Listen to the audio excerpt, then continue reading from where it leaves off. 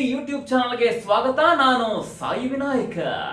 ಸ್ನೇಹಿತರೆ, 78ನೇ ಸ್ವತಂತ್ರ ದಿನಾಚರಣೆಗೆ ದೇಶದಾದ್ಯಂತ ಸಿದ್ಧತೆ ಮಾಡಿಕೊಳ್ಳುತ್ತಿದೆ. ಪ್ರಮುಖ ನಗರದಲ್ಲಿ ಅದ್ದೂರಿ ಆಚರಣೆಗೆ ಸಿದ್ಧತೆ ನಡೆಯುತ್ತಿದ್ದು, ಮುಂಜಾಗ್ರತಾ ಕ್ರಮವಾಗಿ ಕಟ್ಟೆಚ್ಚರವನ್ನು ಕೂಡ ಹೆಚ್ಚಿಸಲಾಗಿದೆ. ಬೆಂಗಳೂರು ನಗರದಲ್ಲಿ ಕೂಡ ಸ್ವತಂತ್ರ ದಿನಾಚರಣೆಗೆ ಸಿದ್ಧತೆ ಮಾಡಿಕೊಳ್ಳಲಾಗುತ್ತಿದ್ದು, ಈ ಬೆನ್ನಲ್ಲೇ ಉಗ್ರರ ದಾಳಿಯ ಆತಂಕ ಶುರುವಾಗಿದ್ದು ಹೈ ಅಲರ್ಟ್ ಘೋಷಿಸಲಾಗಿದೆ.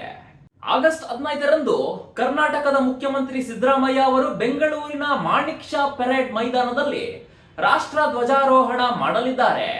ಸಕಲ ಸಿದ್ಧತೆ ನಡುವೆ ನಗರದಲ್ಲಿ ಭಯೋತ್ಪಾದಕರ ದಾಳಿಯ ಸಾಧ್ಯತೆ ಬಗ್ಗೆ ಎಚ್ಚರಿಕೆ ನೀಡಲಾಗಿದೆ. ಬೆಂಗಳೂರಿಗೆ ಭಯೋತ್ಪಾದಕರ ಕಣ್ಣು ಬಿದ್ದಿದೆ ಎಂದು ಪೊಲೀಸರ ಗಮನಕ್ಕೆ ಬರುತ್ತಲೇ ಕಟ್ಟೆಚ್ಚರ ವಹಿಸಿದ್ದಾರೆ.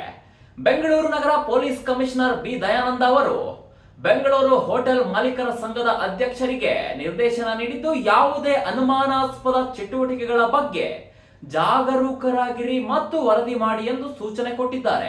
ಯಾವುದೇ ವಿದೇಶಿ ಪ್ರಜೆಗಳು, ಅನುಮಾನಾಸ್ಪದ ವ್ಯಕ್ತಿಗಳು ಅಥವಾ ಅಪರಿಚಿತ ವ್ಯಕ್ತಿಗಳು ಹೋಟೆಲ್ ಲಾಡ್ಜ್ಗಳಲ್ಲಿ ತಂಗಿರುವುದು ಕಂಡು ಬಂದರೆ ತಕ್ಷಣವೇ ಸ್ಥಳೀಯ ಪೊಲೀಸ್ ಠಾಣೆಗೆ ತಿಳಿಸುವಂತೆ ಹೋಟೆಲ್ ಮಾಲೀಕರು ಮತ್ತು ಸಿಬ್ಬಂದಿಗೆ ಸೂಚನೆ ನೀಡಲಾಗಿದೆ. ಹೋಟೆಲ್ ಲಾಡ್ಜ್ನಲ್ಲಿ ತಂಗುವ ಎಲ್ಲಾ ಅತಿಥಿಗಳ ಗುರುತಿನ ಚೀಟಿ ಮತ್ತು ಫೋಟೋಗಳನ್ನು ಸೇರಿ ನಿಖರ ಮಾಹಿತಿಯನ್ನು ಪಡೆಯಬೇಕು ಎಂದು ಕಮಿಷನರ್ ದಯಾನಂದ್ ಅವರು ಪತ್ರದಲ್ಲಿ ಸೂಚನೆ ಕೊಟ್ಟಿದ್ದಾರೆ.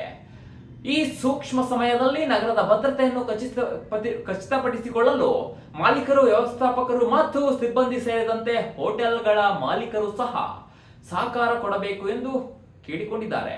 ರಾಮೇಶ್ವರಂ ಕೆಫೆ ಬಾಂಬ್ ಬ್ಲಾಸ್ಟ್ ಬಳಿಕ ಬೆಂಗಳೂರಿನಲ್ಲಿ ಪೊಲೀಸ್ ಕಟ್ಟೆಚ್ಚರ ವಹಿಸಿದ್ದಾರೆ.